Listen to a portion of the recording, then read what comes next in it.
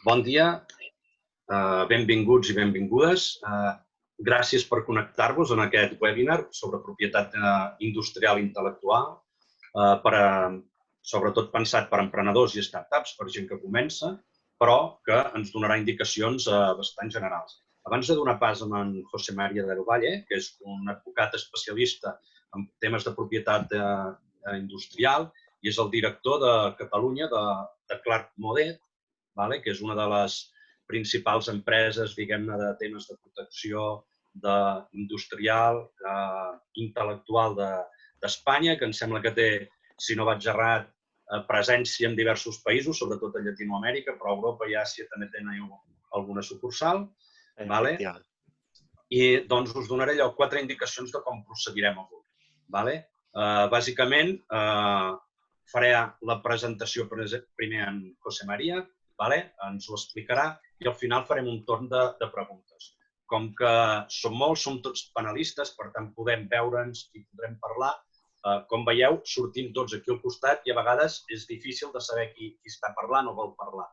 Llavors el que us demanaria és que una de les maneres de fer-ho és anem aquí on diu participants,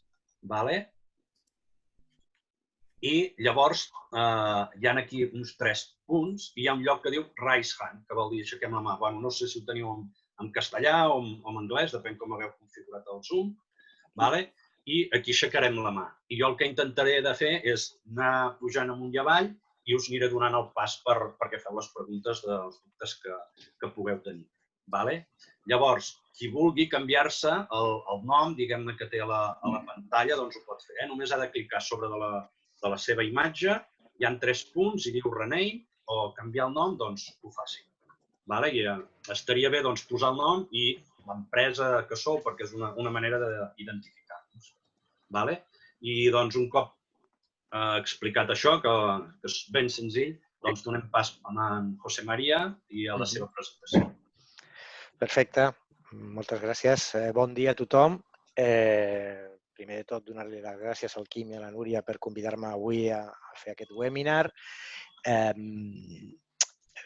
Sap greu que, normalment quan faig alguna presentació d'aquestes és presencialment i m'agrada molt la interactuació. En aquest cas, pel tema que és un webinar, no ho podrem fer, com ha dit el Quim, però intentaré ser el més pràctic i senzill en la meva explicació i després, si hi ha algun dubte, alguna qüestió, m'ho plantegeu com ha comentat el Quim.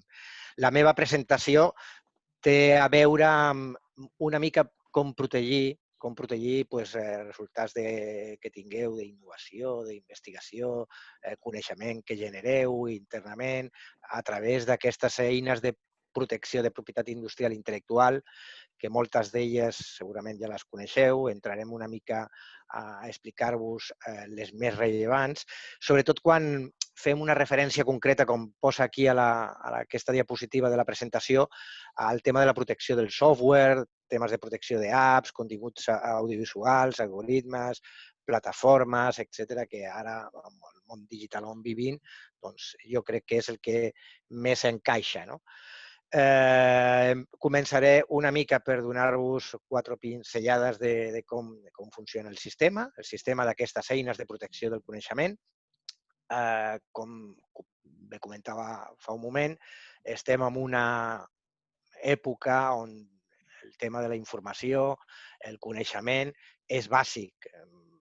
Estem en una globalització clara, internet no té fronteres, el coneixement no té fronteres, hi ha una velocitat amb temes de resultats, de fruits d'innovació, de coneixement molt bestial, com tothom sap, i això ho hem de posar en contrast amb el tema de les eines de propietat industrial intel·lectual. I ara veureu per què comento això. Abans d'això, també m'agradaria que veieu aquesta diapositiva, perquè jo crec que és una diapositiva que reflexa molt clarament l'important del que us comentaré ara, d'aquestes eines de protecció del coneixement. Això són estudis que s'han anat fent els darrers anys i, com veieu aquí, el 1985 deia que el 40% del valor d'una empresa era el seu coneixement, eren els seus actius intangibles. La resta doncs, eren tot el que tenia que veure amb oficines, maquinària, fàbriques, instal·lacions de tot tipus més, diguem-ne, actius materials. Això ha anat evolucionant, com veieu aquí, i avui en dia, 2020, ja hi ha estudis que ens diuen que el 90% del valor de les empreses ja són els seus actius intangibles, el seu coneixement, la seva innovació. Això què vol dir?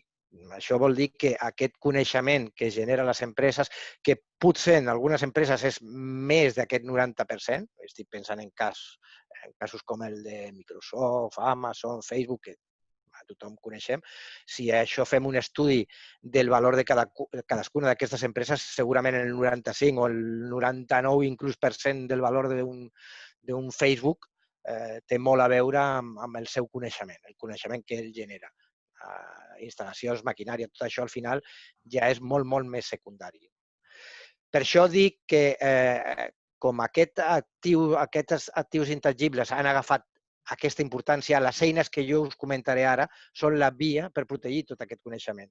Per tant, és molt important conèixer aquestes eines i saber com hem d'utilitzar-les. I ara us explicaré una mica de què va això. Això seria una diapositiva que ho poso sempre a les meves presentacions, on veureu que aquí estan totes les eines que teniu al vostre abast per protegir coneixement, tant les eines de propietat industrial com les eines de propietat intel·lectual. I això seria el primer missatge amb el que us tindríeu que quedar, que hi ha una diferència entre propietat industrial i propietat intel·lectual. La gent, històricament, confon unes amb unes altres i això ve del món anglosaxó, que no fa aquesta diferenciació, sinó que sempre parla d'intellectual property rights, és a dir, drets de propietat intel·lectual.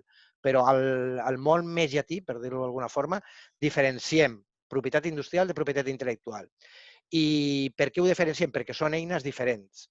A dalt veieu que parlo de propietat industrial i és el que segurament coneixeu com patents, models d'utilitat, signes distintius o marques, dissenys industrials, nom de domini, varietats vegetals, productes semiconductors.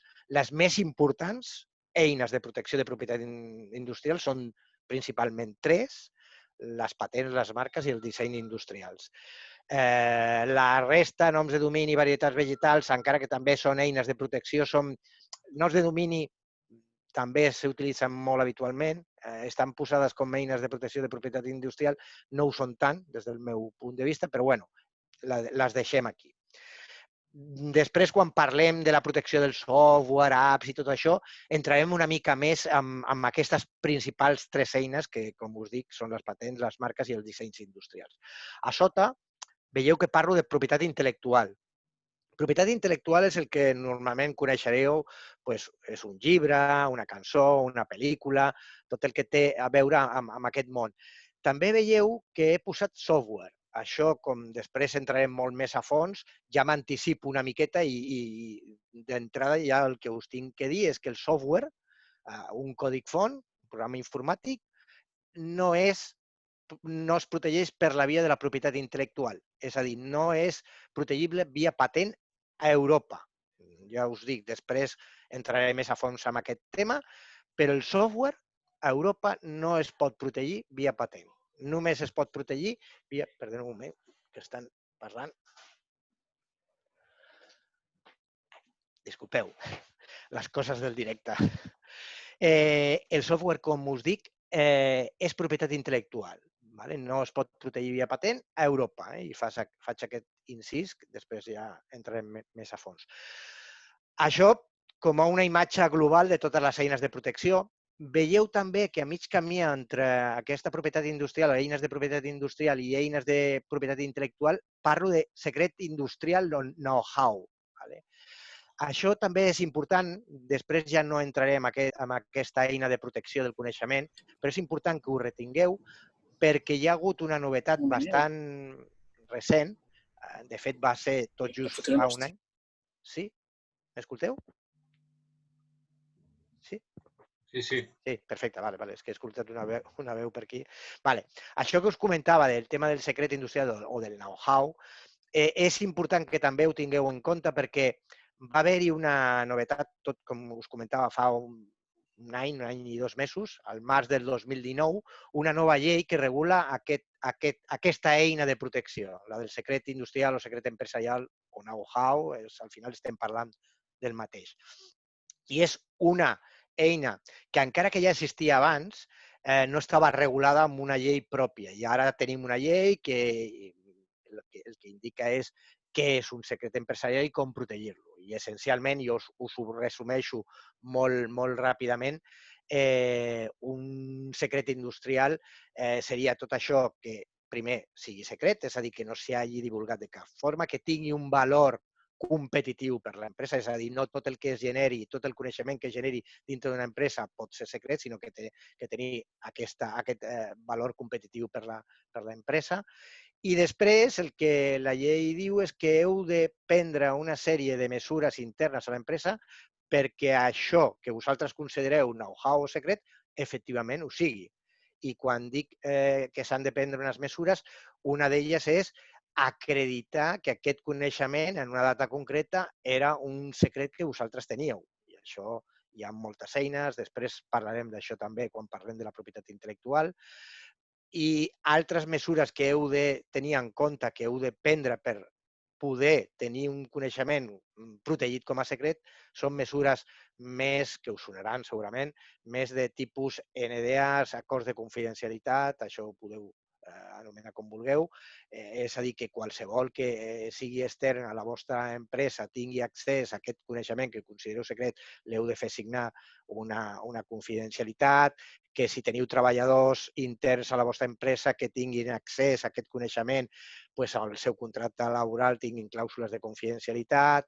I després, també el que diu la llei és que heu de prendre una sèrie de mesures més de tipus tècnic.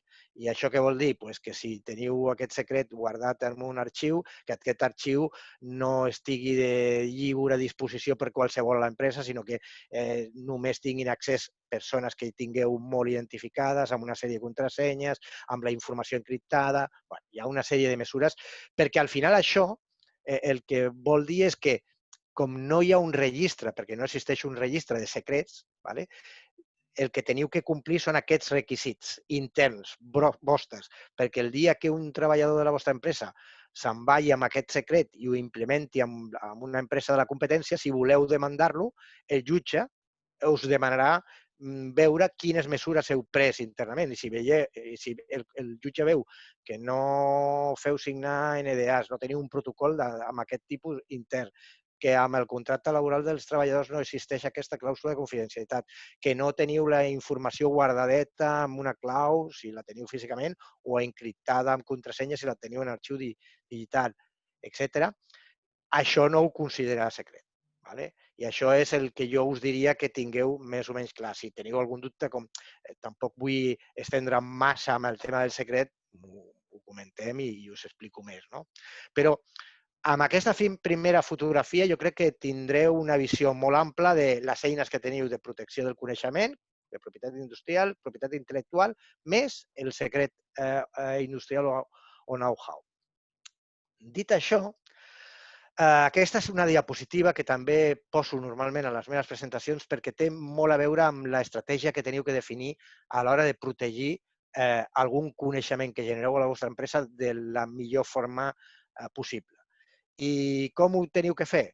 Amb 3 preguntes. Jo sempre, quan tinc un client davant meu i em ve amb un resultat, diu, mira, tinc un projecte i aquest és el resultat d'aquest projecte, el que li pregunto són 3 coses. La primera, què tenim que protegir? Per saber què és el que tenim que protegir d'aquest resultat, d'aquest projecte, el que tenim que valorar és on està l'avantatge competitiva del resultat que has tingut amb aquest projecte. ¿Vale? I això és molt important, perquè si contestem bé a aquesta primera pregunta, després tota la resta serà molt més senzill. Però si ens equivoquem i no valorem convenientment què és el que ens diferencia amb aquest resultat del que ja existeix o ja està a l'estat de la tècnica, a l'estat de l'art, etc., podem començar a construir aquesta protecció d'aquest coneixement malament i el que vindrà després estarà tot malament. perquè les següents preguntes que teniu que contestar serien com protegim aquest resultat, aquest projecte, aquesta avantatge competitiva. I això ja estem, nosaltres com a experts, coneixedors de les eines de protecció del coneixement, aquestes que us comentava abans, per decidir amb aquest resultat concret quina és la millor eina de protecció d'aquest resultat. I sembla una resposta molt senzilla. Si tens un resultat que és patentable, seria una patent. Si tens un resultat que no és patentable, però és una altra cosa que és més vinculada a una forma, és protegible com a disseny industrial, de vegades no és tan senzill. Això també us tinc que dir, perquè podries tenir un resultat que es podria protegir agafant diverses d'aquestes eines que us he comentat abans. Imagineu-vos, per posar-vos un exemple, jo he tingut un resultat que al final en el projecte era doncs, un comandament a distància que el que, diguem-ne, el que caracteritzava aquest comandament a distància era la seva forma estètica, perquè jo ho he dissenyat amb una forma molt xula, que es diferenciava de la forma de qualsevol altre comandament a distància que existís al mercat. Doncs aquí tindria fins a 3 possibles eines de protecció d'aquesta forma. Una seria la més normal, si no està divulgat aquest resultat d'aquest comandament, seria el disseny industrial. Però imagineu-vos que jo ja he llançat al mercat el comandament a distància, ho estic venent, ho he penjat a la meva web, ja m'ho estan comprant. Doncs el disseny industrial té un requisit que és la novetat. Si ja ho he llançat, no podria protegir-lo com a disseny industrial, però sí que podria protegir-lo com a marca tridimensional. La gent no sap que es poden protegir formes de productes o formes de presentacions de productes com a marca, en aquest cas marca tridimensional. Doncs això també, per això estem nosaltres, per donar-vos la via correcta de protecció d'aquest resultat. Però inclús un disseny d'un producte podria eventualment protegir-se com a propietat intel·lectual. Aquí la qüestió és que definim clarament com ho protegim i que tampoc ens equivoquem. I aquí ja la responsabilitat recau sobre els que us assessorem, per fer-lo correctament. Perquè si ho fem correctament amb aquesta segona pregunta de com protegir, anirem a la tercera, que és la que desgraciadament suposa costos. És on protegim. I aquí, ara tornaré a la següent diapositiva o a la no sé si la següent o l'altra diapositiva, a comentar-vos un tema que desgraciadament en el món de l'emprenedoria, startups i tal, és el que comentem com el Valle de la Muerte. És a dir, en un món global com vivim, amb internet sense fronteres, com us deia abans, les eines de protecció de propietat industrial, aquestes de les patents, les marques, són territorials. I això què vol dir? Això vol dir que si jo vull tenir una patent protegida als Estats Units, he d'anar a l'oficina de patents dels Estats Units i sol·licitar el registre de la patent en aquest país. Si la vull protegir a Xina, doncs tindré que fer el mateix. Després hi ha alguns tractats on podem aglutinar països i això ja es valoraria. Però quedeu-vos al final que les eines de protecció del coneixement de propietat industrial són territorials. I imagineu-vos que ens equivoquem i en lloc de protegir correctament una cosa que tenia que ser disseny industrial, ho protegim com a marca tridimensional. I després, quan fem la protecció a nivell internacional, ja tindrem que fer-lo a través de la via de la marca tridimensional. Si està mal feta, i era un disseny el que tenien que haver protegit, doncs estem invertint en costos que no serviran per res. Estem llançant calés. Què més? Més recomanacions sobre qüestions que moltes vegades en feu sobretot des del món de l'emprenedoria, emprenedors, startups, spin-off, etc. Quan em venen, em diuen, mira, tinc una idea i aquesta idea la vull protegir. Resposta a això, les idees no es poden protegir ni es poden patentar. El que es pot patentar o que es pot protegir amb una altra eina de protecció és la plasmació concreta de la idea. I amb això què vull dir? Això vull dir que una patent al final és un document escrit amb una memòria del funcionament de tota la patent, amb unes reivindicacions, un resum, uns dibuixos, un títol. És a dir, és una cosa molt, molt concreta i és això el que es pot protegir.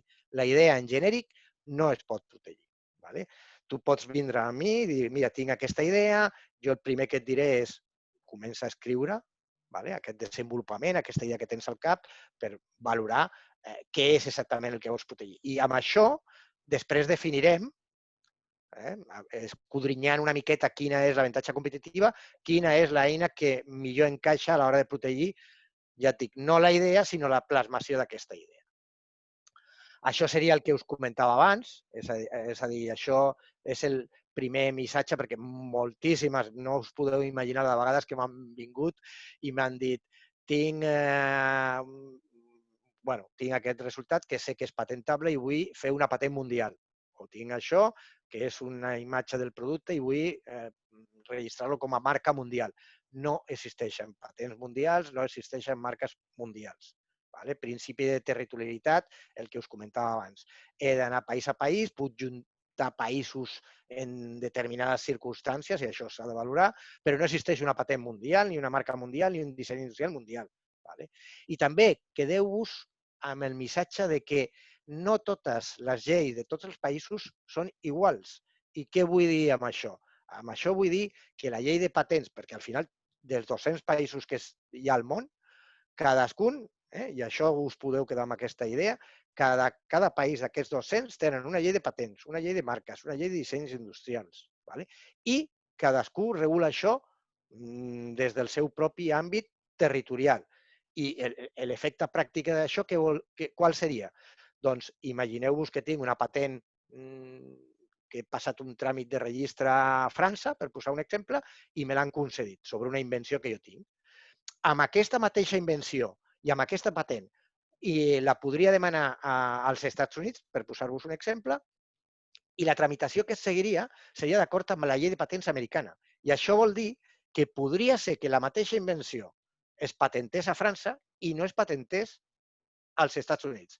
Per què? Perquè les lleis són diferents i la tramitació i els requisits que s'han de complir en la mateixa invenció no són els mateixos en un país, en un altre, però és per això que us comento, perquè les lleis són diferents. Us ho dic perquè de vegades algun client comentava com pot ser que una invenció que compleix els requisits de patentabilitat a França me la deneguin als Estats Units. És per això. I diguem-ne, un típic error que es comet, que té també a veure amb el que us explicava abans, és confondre l'eina de protecció de propietat industrial intel·lectual. Aquí jo crec que hi ha com 3 grans tipus d'eines de protecció en funció del resultat que jo tingui. Si el resultat, aquesta avantatge competitiva que us deia abans, té a veure amb la funcionalitat del producte, estarem parlant de temes de patents o models d'utilitat.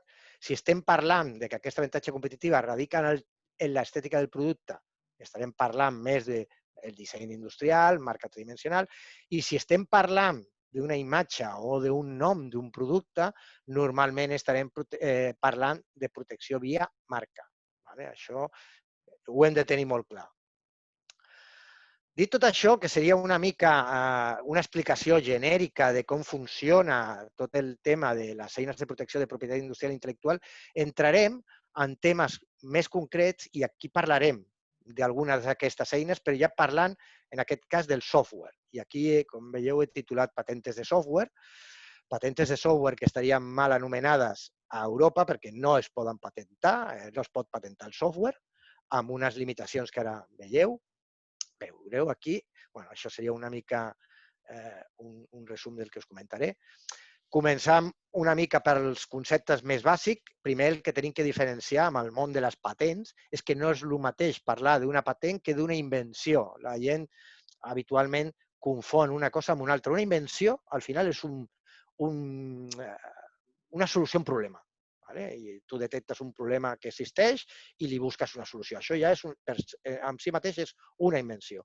Una patent és quelcom més. Una patent seria una solució a un problema que compleix uns requisits, que ara veureu quins són.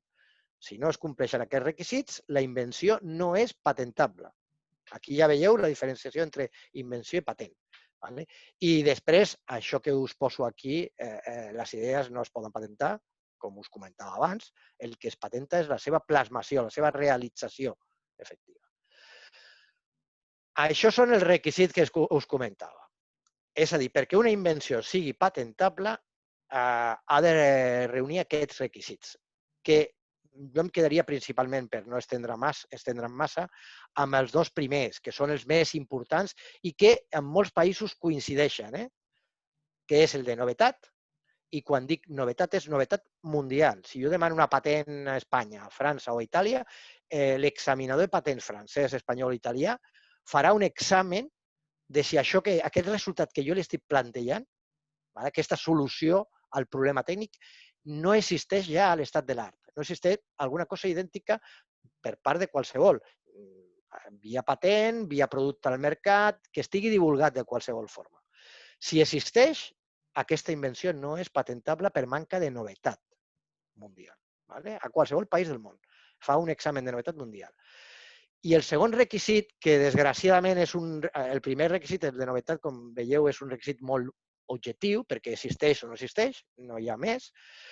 Amb el segon requisit, l'activitat inventiva, és més complexa perquè té un grau de subjectivitat molt gran. I només teniu que llegir la definició d'activitat inventiva perquè veieu això, que diu una invenció té activitat inventiva quan no es pot obtenir a partir del que ja és conegut, del que ja existeix a l'estat de l'art, de l'estat de la tècnica, d'una manera evident per un expert a la matèria. Aquí la paraula clau, la paraula subjectiva és evident. Què és evident i què no és evident per un expert a la matèria. I això, desgraciadament, com us deia abans, cada llei de cada país ho regula d'una forma diferent. L'obviousness als Estats Units no serà el mateix que l'evidència a Itàlia o a d'altres països. I això fa que normalment es deneguin patents, el 99% de les patents que es deneguen a tots els països del món és per manca d'activitat inventiva, perquè l'examinador d'aquest país considera que no és aquesta solució, aquesta solució a la que tu has arribat sobre aquest problema, si ells es posen en la pell d'un expert en la matèria, ell la considera evident. I seguint uns criteris que li diu la seva pròpia llei d'aquest país. I això és el que faria que es pogués denegar una patent als Estats Units perquè l'examinador considerés que això és evident i a la millor no a França o a Itàlia o a la Xina. O sigui que perquè una invenció sigui patentable ha de ser novedosa a nivell mundial i tenir activitat inventiva. Això jo crec que és el més important amb el que us teniu que quedar. I això serveix per tot tipus de patents, no només les que tinguin que veure en el món del software. Perquè, i aquí ja entro amb el tema software pur i dur, a Europa, a les lleis de patents europees, ja està regulat tal qual, i aquí us transcric el que diuen aquestes lleis. La llei espanyola, per exemple, és tal qual això. Diu que hi ha un article que exclou de patentabilitat perquè no tenen caràcter tècnic i comença a donar exemples i un dels exemples que posa són programes d'ordenador, com posa aquí. És a dir, i diu as such, és a dir, tal qual. Amb això el que està dient és que un codi font tal qual, només un codi font, un programa informàtic, un programa d'ordinador no pot ser patentable perquè està exclòs a la pròpia llei de patentabilitat. És a dir, si jo ara presentés a qualsevol país d'Europa, a Alemanya, un software, no em deixarien patentar-lo i em dirien que està exclòs de patentabilitat perquè la seva llei a Alemanya no permet la patentabilitat per això, o a Espanya o a França. Matisacions de tot això. Ara entraríem en matisacions de tot això. Existeixen patents de software? Sí. A Europa no, però hi ha països, com els Estats Units, on no hi ha aquest article que us he comentat i on eventualment sí que es podria patentar un software, sempre i quan, recordeu-vos, es compleixen els requisits de patentabilitat de novetat mundial i activitat inventiva. Això ho farà també l'examinador americà.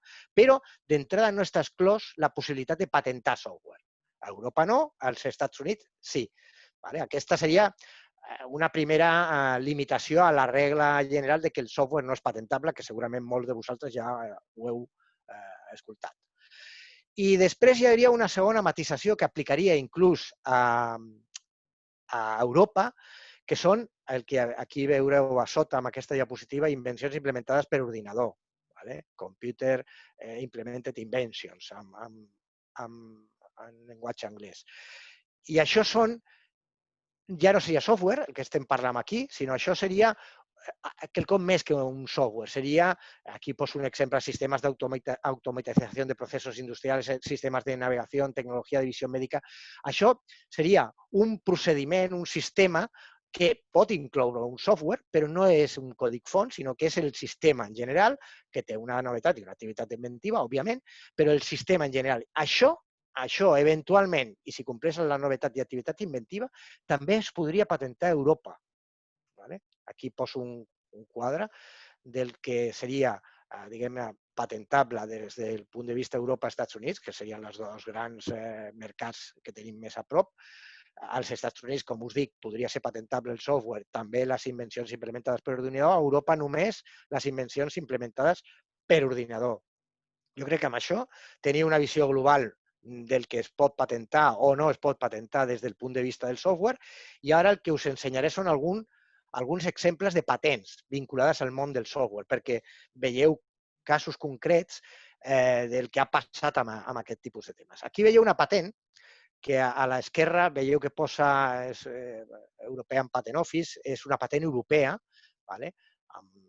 és la portada de la patent europea. A la dreta, la part de la dreta és la validació d'aquesta patent europea a Espanya, davant l'Oficina Espanyola de Patents i Marques. Això vol dir que és una patent que està concedida a Espanya, és una patent europea concedida a Espanya, però si llegiu el títol d'aquesta patent, veieu que posa un mètode per a protegir la integritat d'un programa d'ordenador. Això què vol dir? Que això, el que s'ha protegit a Europa i també a Espanya, en aquest cas, no és un programa informàtic, sinó que és un mètode per protegir la integritat d'un programa informàtic. Això s'ha concedit i està vigent com a patent a Europa. Aquí això seria part de la patent, seria els dibuixos, els claims, les reivindicacions, no entro en això. O sigui que amb aquest exemple el que us vull transmetre és que un codi font no és patentable a Europa, però això que us he ensenyat sí que podria patentar-se i, de fet, està patentat. Un cas contrari. A l'esquerra, en aquesta diapositiva, veieu United Patents Office, seria una patent americana, una patent dels Estats Units, una patent concedida a nom de Microsoft, en aquest cas, i és una patent que té a veure amb un algoritme Bayesià. Això, la llei americana el permet, permet protegir algoritmes i còdic fonts, com us comentava abans, va passar l'examen aquest de novetat i activitat inventiva i l'oficina americana va concedir la patent. I què va fer Microsoft? Doncs va intentar traslladar la protecció de la patent americana a Europa i va intentar demanar una patent europea, que és la que veieu aquí a la part dreta, que és exactament la mateixa patent, la mateixa invenció, el mateix algoritme Bayesià com a patent europea. I què va passar? Doncs, aquí és part de la patent, que no entro els claims. Això que veieu aquí és una resolució que va emetre l'Oficina de Patents Europea sobre aquesta patent de l'algoritme Bayesià i el que diu, resumidament, aquí a la part esquerra està, diguem-ne, la resolució de l'examinador de la patent europea. El que ve a dir l'examinador és: em sembla molt bé que aquesta patent te l'hagin concedit als Estats Units, però jo te la tinc que denegar perquè la llei europea el que diu és que el que és l'algoritme, un còdic font, un programa informàtic, tot això està exclòs de patentabilitat a Europa per l'article aquest que us he transcrit abans. I ho cita aquí amb aquesta resolució i acaba denegant la patent. Què va passar? Doncs que la patent, la mateixa patent que està concedida als Estats Units, no està concedida a Europa. No hi ha protecció de patent a Europa per això que us estic comentant. Seguint una mica amb més exemples de patents vinculades al món del software. Aquí teniu dos molt conegudes que estan protegides als Estats Units, també són patents americanes. Una és el One Click Buying d'Amazon, l'altra és el Double Click de Microsoft.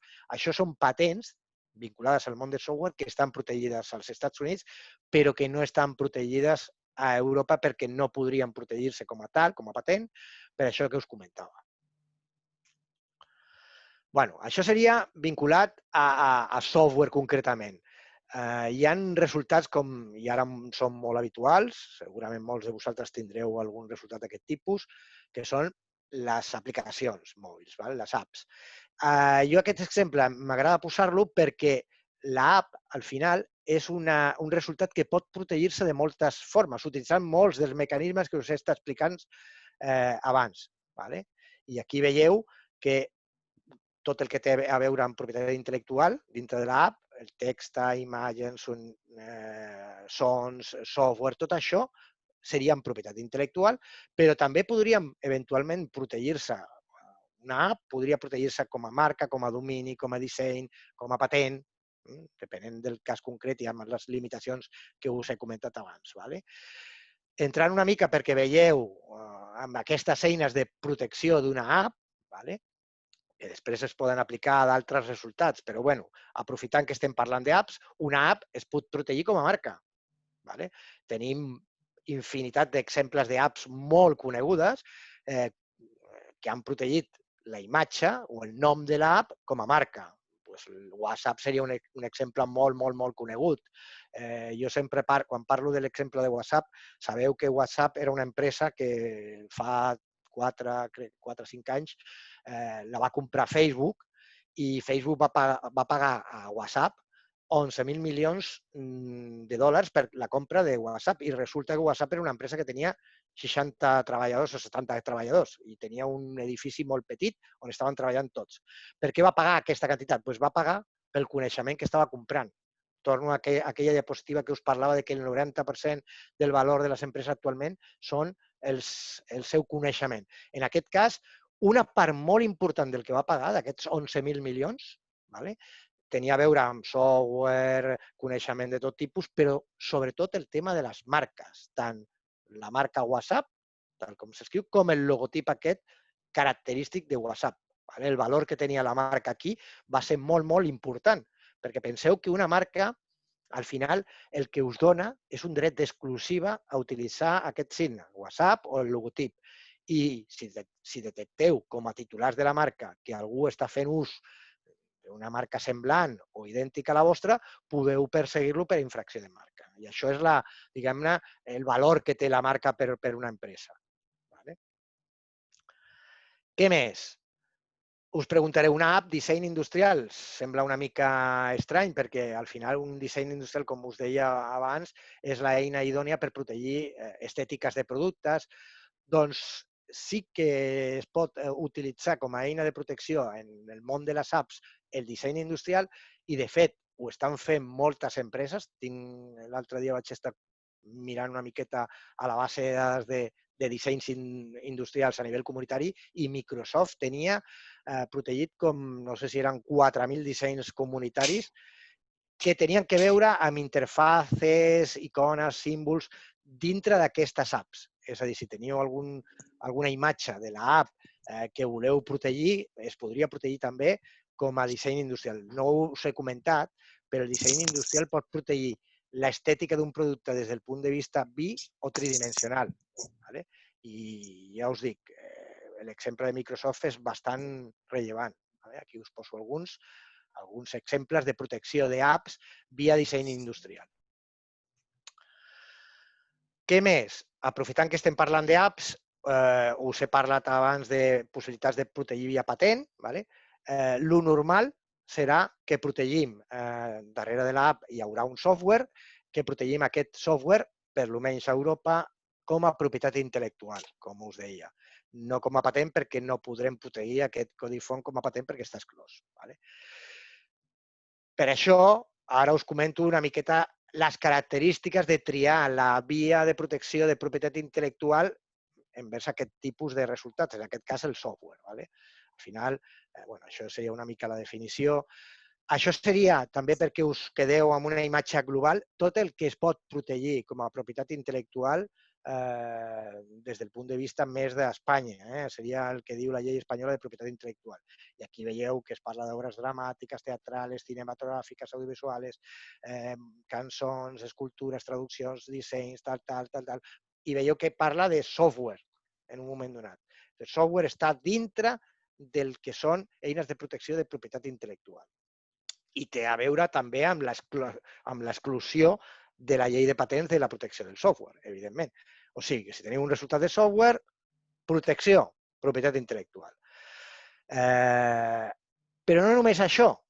Si teniu un codi font, un software, podeu protegir-lo com a propietat intel·lectual, però també podríeu protegir com a propietat intel·lectual tot el que envolta aquest software. I estic pensant en el manual d'ús, documentació tècnica, preparatòria, això que us poso això. Tot això, al final, també es pot protegir com a propietat intel·lectual, com si fos un llibre, perquè us feu 5 cèntims.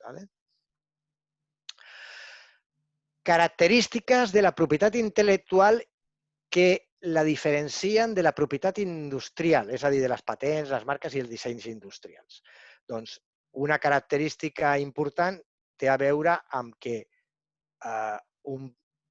un resultat de propietat intel·lectual sempre hi haurà un autor d'aquesta propietat intel·lectual. Si és un software, doncs la persona que hagi fet el codi font o les persones, poden ser un o diverses, que no té per què coincidir amb el titular dels drets d'explotació d'aquest software. Que això pot ser una empresa, la que sigui, potser pot ser una empresa que tingui 3 treballadors contractats amb la seva empresa, els treballadors són els que desenvolupen i fan el software, però el que té la possibilitat de vendre, llicenciar, etc., aquest software seria l'empresa, perquè hi ha una relació laboral i això ho diu la pròpia llei. O sigui, hem d'identificar autors que han de ser persones físiques, en aquest cas del software, com tota propietat intel·lectual, i després, si aquests autors també són els titulars dels drets econòmics d'explotació del software. Això seria el primer que hem de tenir en compte. Una qüestió molt, molt important, i això és bàsic que ho tingueu al cap, perquè tota la propietat intel·lectual es protegeix d'una forma diferent a la propietat industrial perquè el dret de propietat intel·lectual neix per la creació. I m'explico. Si jo vull tenir una patent, ara parlo un altre cop de propietat industrial o una marca, no tinc més remei que anar a un registre de marques o de patents del país que sigui i demanar el registre de la patent a la marca a aquest país. Si no, no tinc cap dret. Això, propietat industrial. Propietat intel·lectual. La diferència radical quina és? Que jo no he de fer cap registre per tenir un dret sobre això. És a dir, si jo tinc un software i ho vull protegir com a propietat intel·lectual, no he d'anar a cap registre, encara que hi ha un registre de propietat intel·lectual, i a Barcelona tenim un, on puc anar si vull, però és voluntari, no és obligatori per obtenir el dret.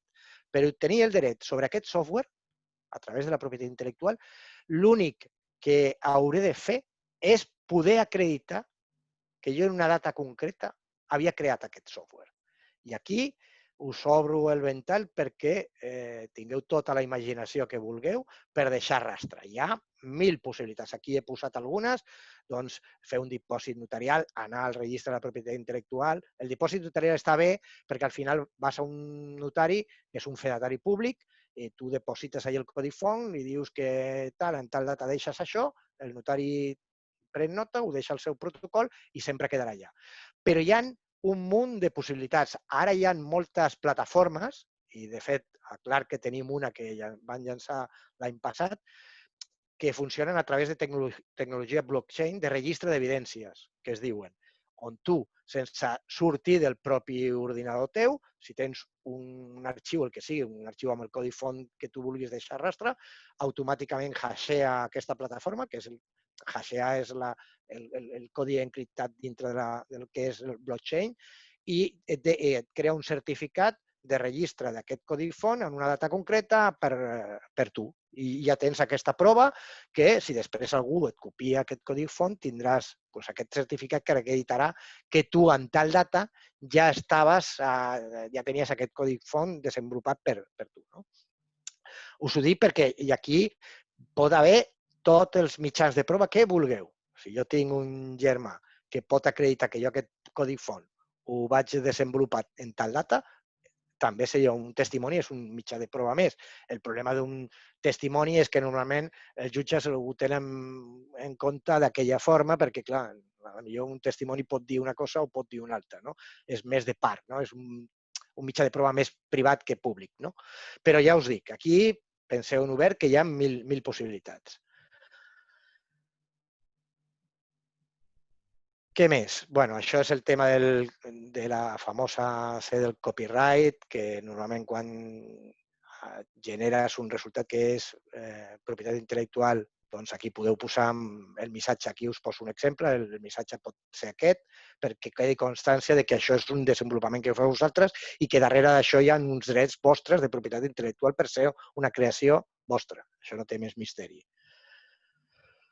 També una qüestió molt important a l'hora de protegir resultats com a propietat intel·lectual, un software, és que la duració d'això és tota la vida de l'autor, en aquest cas del software, més 70 anys després del seu falleciment, o sigui, després de la seva mort, on els que tindran els drets, òbviament, seran els seus hereus.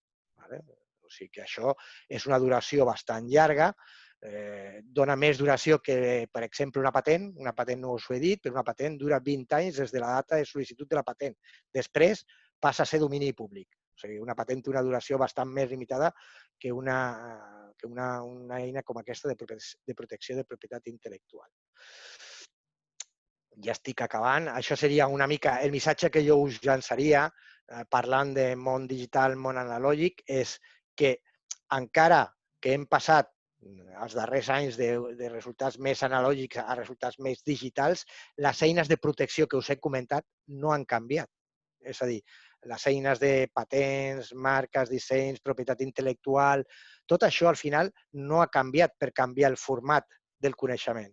Que estigui en format digital o analògic, utilitzarem les mateixes eines. Si jo tinc una plataforma on tinc penjat continguts audiovisuals, de tot tipus, això al final normalment serà propietat intel·lectual. Abans ho tenia en paper, ara ho tindré penjat en una plataforma. El resultat es protegeix de la mateixa forma ara que abans, no ha canviat. I jo crec que és una idea que com a genèrica us teniu que quedar amb ella. I ja per acabar, veig que estem al voltant de menys 10, simplement uns quants casos d'èxit i de fracàs, normalment són més casos, desgraciadament, de fracàs, que és d'on aprenem més, que han sortit. Són casos reals que han sortit a la premsa i que hem rescatat perquè veieu una mica com ho han fet. Aquí, per exemple, PIME condenada per fabricar una peça que havia encarregat una empresa molt gran del sector automobilístic i aquesta no tenia drets. Aquí la conclusió a la que podeu arribar és que encara que col·laboreu amb empreses de cert tamany, no us fieu perquè podria ser que aquesta que us està encarregant fer una cosa no tingui drets i els drets us tingui un tercer i al final us demandaran tant a vosaltres com a l'empresa aquesta amb la que col·laboreu, perquè penseu que els drets de propietat industrial intel·lectual poden anar contra el que fabriqui, vengui, almaceni, faci qualsevol tipus d'activitat. O sigui que això aneu-vos amb molta cura. Empresa del sector industrial que inventa un nou procediment, els seus competidors deien que no era possible, va presentar una fèria i això va trencar la novetat i ja no va poder patentar. Això, una mica la conclusió a la que podeu arribar i la recomanació que us podria donar és que abans de divulgar qualsevol resultat que tingueu de qualsevol projecte, feu aquesta tasca que us comentava al principi, de què, com i on protegir. Si després, pel que sigui, no us encaixa perquè hi ha molts costos i tal, doncs no passa res. Però feu la tasca aquesta primer de veure, abans de llançar el producte al mercat, si es pot protegir d'alguna forma, com es pot protegir i on es pot protegir. Perquè si no, després sí que no hi ha marxa enrere. Una vegada llançat el producte al mercat, amb el tema de patent ja no ho podràs fer, amb el tema del disseny industrial ja no ho podràs fer, amb el tema de la marca ho podràs fer, però podria ser que se t'hagués colat algú. O sigui que tot això és molt, molt important. Això seria un cas molt semblant a aquest que us he comentat. Va divulgar un resultat i no va poder fer patent. Empresa d'armament que paga alta quantitat per una tecnologia en un contracte molt complexa. De fet, al final, la tecnologia era de lliure ús perquè havia caducat la patent. Això seria un cas al contrari. Si us plantegen una llicència sobre una tecnologia, la que sigui, que tingui una protecció darrere, el primer que heu de valorar és si aquesta tecnologia està protegida i si la protecció no ha caducat. En aquest cas, hi havia una patent, però la patent, com us deia, dura 20 anys i havia caducat ja, i era domini públic. O sigui, el que no té cap sentit és que paguis royalties per una llicència on no hi ha drets darrere d'això. I això també és convenient que sempre estigueu a la UAI. L'empresa de material quirúrgico vol registrar les seves marques, ho va anunciar en un periòdic de tirada nacional, algun espavilat ho va veure i ho va registrar el seu nom. Això amb el món de les marques, desgraciadament, passa molt sovint. Jo dic que tinc una marca que és la que sigui i que vull vendre amb aquesta marca en tals països, com us deia abans, protecció territorial. Jo puc tenir la marca aquí a Espanya i estic comentant que surto ara mateix al mercat brasiler i no tinc la marca protegida al Brasil. Què podria ser? Que això ho veiés algú, demanés la marca al seu nom a Brasil i m'impedís a mi vendre amb la meva marca a Brasil, perquè la té ell, encara que jo la tingui aquí a Espanya. I això, des del punt de vista de marques, també és molt important. PIME condenada a pagar tal quantitat perquè havia pirateat un programa informàtic. Això tenia una protecció de propietat intel·lectual i no us he comentat, però crec que també és important que ho tingueu present, les infraccions de propietat industrial i intel·lectual es poden perseguir per la via civil o per la via penal, que va ser aquest cas, amb la prisió al gerent. Ningú entra a prisió per infraccions de propietat industrial i intel·lectual. Però, teniu que saber que si infringiu una marca, una patent o un còdic font que tingui propietat intel·lectual darrere, podeu acabar anar a la presó, que ja us dic, és molt estrany, però hi ha còdics, articles, el Codi Penal, tant d'infracció de propietat industrial com d'intel·lectual. Això és una còpia d'una senyalètica amb una indemnització per copiar una senyal que ja tenia, un senyal que ja tenia uns drets, que aquí no estava. Això també, l'empresa que la copia en un sistema de rails, al final va negociar i es va fer càrrec del manteniment. Això, una mica la recomanació és que, encara que estigueu en una discussió amb un tercer, si actueu amb mà esquerra, al final podeu inclús acabar col·laborant. Això jo ho he vist moltes vegades. Darrere una possible infracció acaba convertint-se en un acord de col·laboració. I aquest seria, de tots, i acabo ja amb aquest, de tots els casos que us he comentat, que potser és l'únic cas d'èxit real que hi ha hagut. I això era una petita farmacèutica, de fet era una empresa croata, que va patentar un producte que era nou, tenia activitat inventiva, tal. Com era molt petita, no tenia capacitat per fabricar i vendre ella directament. El que va fer és protegir la patent a diversos països i va atorgar llicències sobre aquesta patent, aquest producte farmacèutic, a tercers que sí que tenien aquesta capacitat, eren empreses farma molt més grans. Amb els royalties va seguir reinvertint aquests royalties en nous desenvolupaments, va tenir més resultats, va guanyar tamany, va créixer i amb aquest creixement al final el que podria fer és actuar i vendre directament els nous productes que anava patentant amb els seus propis desenvolupaments. Seria el típic cas d'èxit que també hi ha. I amb això jo ja hauria acabat amb la meva presentació. Ara suposo que si teniu alguna qüestió, el Quim no sé si ha vist si hi ha algunes preguntes o voleu fer alguna pregunta. Sí, endavant. De moment no he vist ningú que hagi demanat allò, la paraula. Torno verd. Encara queden 5 minuts fins a una, o sigui que si... Perdona, quin era el sistema per demanar... Soc Enric, el sistema per demanar pregunta. És que ho has explicat i no he vist la... Bueno, si no, me la pots formular directament ara, Sí, cap problema. Vale. Mira, em dic Enric. Sí. El meu és... Vaig a fer una web i per donar base a un event, no?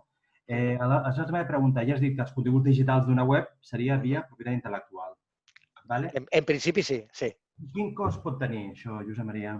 A veure, al final, com us comentava abans, tot el que sigui propietat intel·lectual, el cost pot ser zero. És a dir, perquè al final no has d'anar a cap registre, no hi ha una obligació de fer cap registre, sinó el que has de deixar és un rastre, com us deia abans. Un rastre que acrediti que tu aquest contingut que tens a la teva web, doncs en tal data ho havies creat tu. Vale? I això ho pots fer de moltes formes. Ja et dic, pots anar al notari, que això sí que tindrà un cost, el que costi anar al notari i portar-li amb un pendrive tot el contingut audiovisual de la teva web, ho deixes allà i el notari darà fe d'això, de que en tal data tu com a representant de tal companyia o tu com a persona autònoma has deixat això i que això és teu. Vale, quina recomanes tu? Allò que dius, que no sigui un cost elevat i òbviament que no sigui el teu germà. Quina recomanaries tu? Mira, jo egoistament parlaria d'aquestes plataformes que et comentava abans, que nosaltres tenim una, si vols jo et passaré més informació. Aquí tens el meu e-mail, m'envies el teu e-mail i jo ja et passaré presentació de com funciona la plataforma, costos i tal, perquè aquestes plataformes són relativament econòmiques, són bastant econòmiques, i pots anar penjant tots els continguts que vulguis, inclús quan vagis actualitzant aquests continguts que tu dius de la web, pots anar creant versions i anar pujant continguts i anar deixant rastre de tot el que hagis pujat de tot tipus. Arxius de tot, des d'un PDF, un Word, PowerPoint, tot el que tu vulguis pots deixar rastre. Ok. I això també val, no ho he comentat expressament, perquè tenim bastants clients que ho estan contractant des del punt de vista del software. Això que us comentava de versions, en el món del software, evidentment, hi ha moltes versions i si cada cop que tens una versió actualitzada del software has d'anar al notari, al final, primer et sortirà caríssim, a més has d'anar al notari, t'has de desplaçar. També està el tema de la confidencialitat. Si tu treus aquesta informació fora del teu entorn, perquè com comentava, t'has de desplaçar, doncs això tindrà un cost molt més elevat que el contractar una plataforma d'aquestes.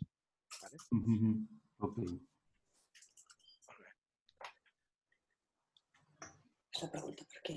En el xat hi ha una pregunta que el que volen és més aproximació al que és el preu, que dius, aquestes plataformes són... Mira, si voleu, puc fer... Bueno, a veure, les plataformes aquestes el que es paga és una llicència anual, que són 500 i pico euros. O sigui que, i això et permet anar penjant tot el que tu vulguis.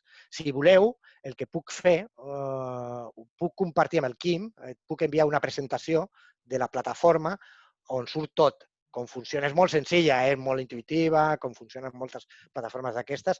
Us passo la informació amb tota, com ja us dic, el funcionament i els costos. Te la passo a tu, Quim, i tu, si la vols reenviar als assistents, i el que tingui algun dubte que m'ho comenti directament. La idea és, suposo que ens permets, és poder enviar la presentació que has fet a tots els assistents. També. I llavors ja ho acompanyarem també si m'envies aquesta altra. Exacte. Doncs t'envio això i pots enviar les dues coses. La presentació meva, la que he fet ara, juntament amb la presentació d'aquesta plataforma de blockchain. Sí.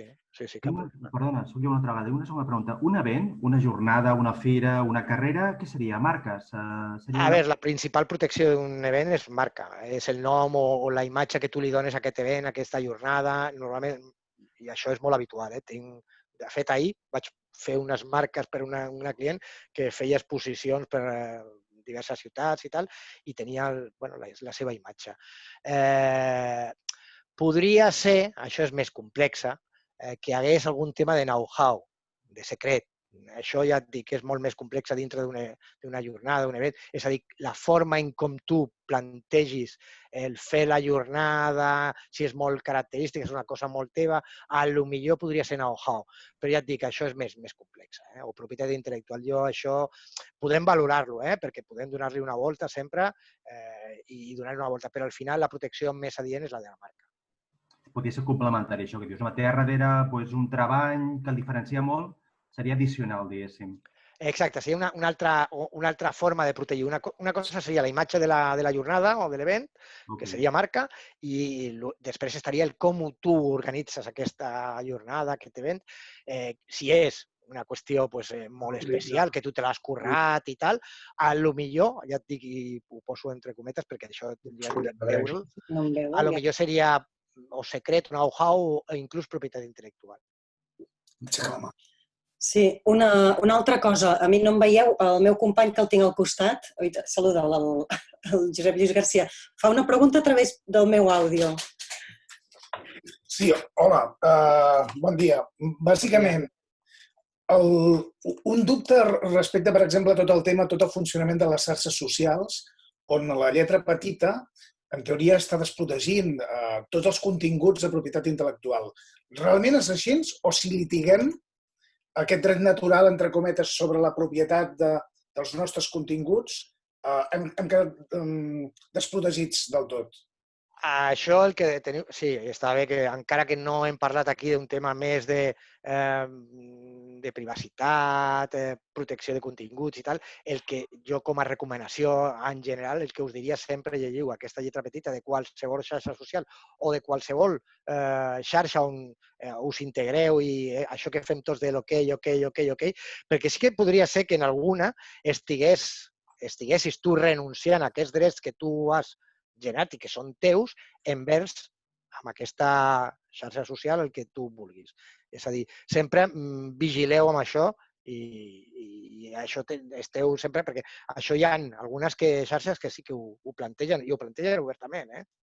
De fet, és que són gairebé totes. Vull dir, Instagram, Twitter, les més potents, Facebook, jo, per exemple, nosaltres com a fotògrafs o creadors de contingut, ens trobem que si vols promocionar el teu contingut, estàs perdent els drets de forma automàtica. Sí. Llavors, no sé si hi ha jurisprudència puguem replicar sobre la lletra petita, que no és clara, no? No, tu pensa que aquestes són condicions generals que aquestes xarxes ofereixen a tothom, a tu i a qualsevol altre, després tu pots pactar el que vulguis. El problema és que tu acceptis o no. Pensa que al final aquesta lletra petita al final és part d'un contracte. Que un contracte d'adhesió, al final tu firmes un contracte perquè estàs dient ok amb això, però és un contracte en què tu assumeixes una sèrie d'obligacions. I com tot contracte, i això ja t'ho dic des de la vessant més jurídica, perquè jo soc advocat, al final són clàusules que tu pots negociar amb l'altra part.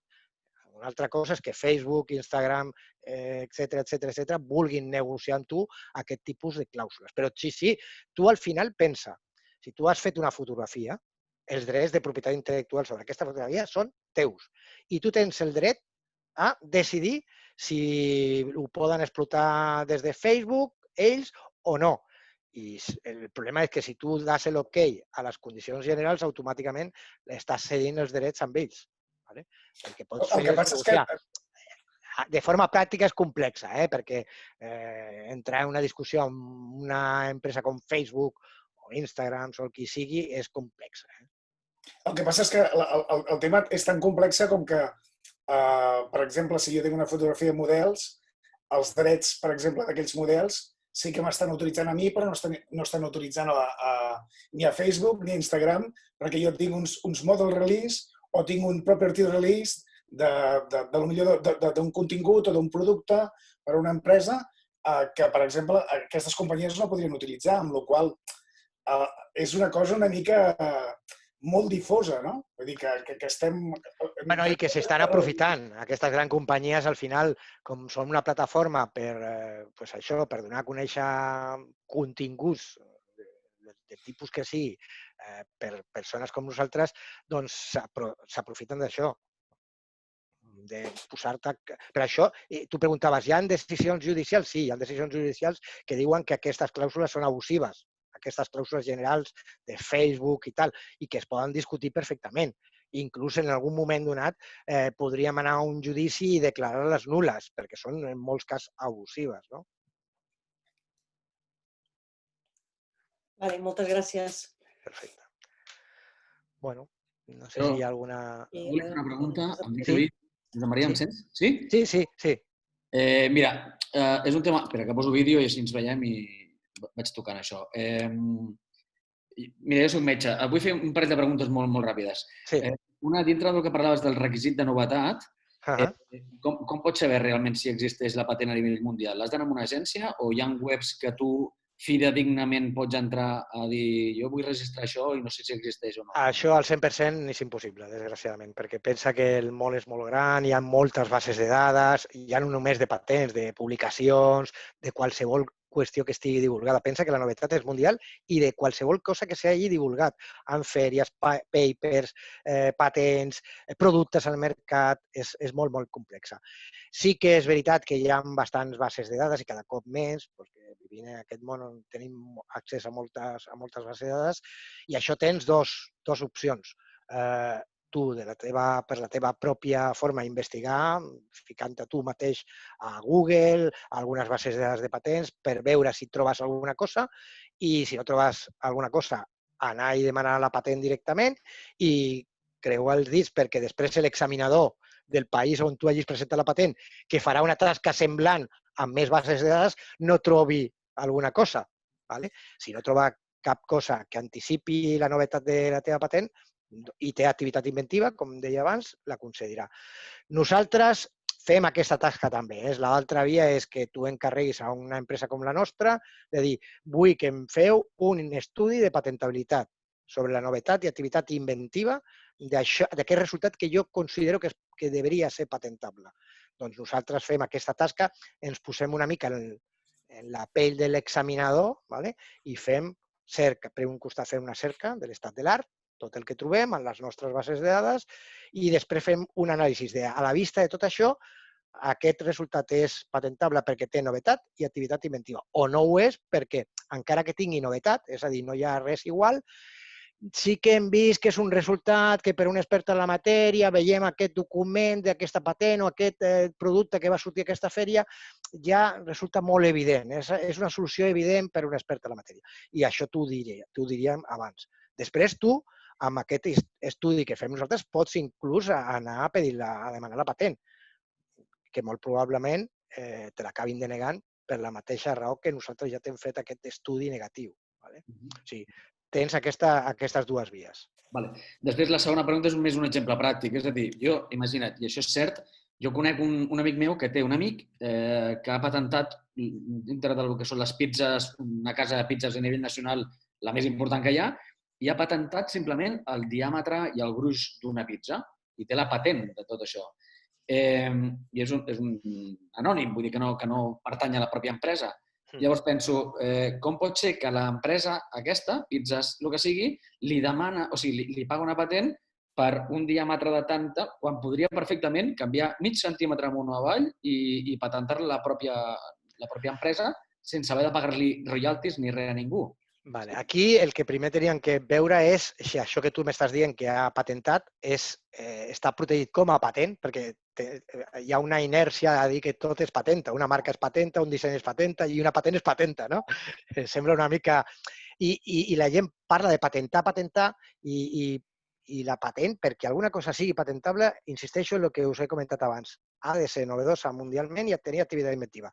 Aquest resultat que tu m'estàs explicant, que és el diàmetre d'una pizza amb un gruix determinat, ho veig difícilment patentable, perquè a no ser que tu acreditis que fem una pizza amb aquest diàmetre i amb aquest gruix té una funcionalitat que soluciona un problema tècnic, i això jo no ho veig per enlloc, no es podria protegir com a patent.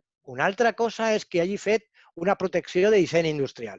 I aquí no estàs protegint ni menys que, diguem-ne, les mides aquestes del diàmetre, amb el gruix i tal, però el que estàs protegint és l'estètica d'aquesta pizza, amb aquest gruix, amb aquest diàmetre i tal. És una altra cosa el que estàs protegint. No estàs patentant-lo, sinó estàs protegint això com a disseny industrial. Que també, entre tu i jo, hi hauria que donar-li una volta, perquè el disseny industrial es pot aplicar a estètiques de productes, però aquí estem parlant de mides. Jo tampoc ho veig massa. O sigui que si parles amb l'amic de l'amic teu, si t'explica exactament què és el que ha protegit, m'ho envies i el que et digui i li donem una volta. Però ja et dic, jo ho veig difícilment patentable, això. Clar, és que em sorprèn molt que una cosa tan tonta sigui... No? I dius, no pot ser... No, ja t'ho dic, i si veiessis, jo he vist com es deneguen patents de coses que tenen molt més enjúndia que això, que m'estàs moltíssima més enjúndia d'això, per manca d'activitat inventiva. Imagina't, és això, un diàmetre d'una pizza amb un gruix. Això no té cap activitat inventiva. Això, jo et dic que com a patent no ho veig a cap país del món. Clar, això jo ja acabo amb l'última d'això. Jo volia patentar una espècie, perquè m'entenguis, una espècie com de crema i tal, que seria una barreja de coses que hi ha al mercat, però afegim una cosa nova. Llavors jo penso, aquí qualsevol que li vulgui anar a vendre la patent, una farmaindústria o qui sigui, em pot dir que no, em copia la fórmula, me la canvien demà passat i em passa la mà per la cara. Jo no estic protegit davant d'això, no? A veure, si és un producte amb una formulació específica que té un efecte sobre, diguem-ne, un efecte, el que sigui, cosmètic, mèdic, sobre la persona, a lo millor podríem parlar de patent. I si algú et copia això, podries demandar-lo perquè està infringint la teva patent. I encara que canvies algun ingredient dintre del que és la fórmula del producte, tindries una patent. Però tindrien que fer aquesta tasca de veure si té aquest...